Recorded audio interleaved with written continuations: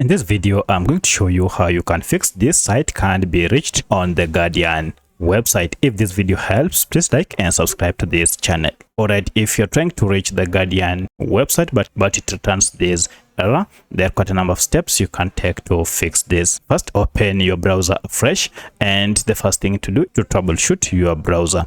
To do this, go to these three dots here and then go to settings. So this applies if you are on Google Chrome like me, and then look for privacy and security on the side menu. Then go to delete browsing data, and here choose the length of period you wish. So I'll choose 24 hours, the last 24 hours, and check these options, all of them, and now confirm by just clicking on delete. This will delete the browsing data, and you need to close the browser and open afresh or open a new tab and try to access the Guardian, and now everything should be working without any issue. But should you still face the same challenge, then check and then see if you have any VPN turned on your website. Turn it off or uninstall it. This also includes any security app that you recently installed. It might be blocking your access to the Guardian website. However, if all this fails, then most likely Guardian might have experienced an internal server error or a DNS problem that needs to be fixed from their end.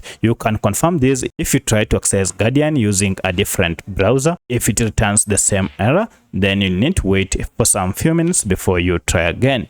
However, if you still can't, then try and see if you can access the Guardian via mobile app. So let me know which of these was able to fix your problem. If you have any other question, kindly comment below. Otherwise, thanks for watching, and let's meet in the next video.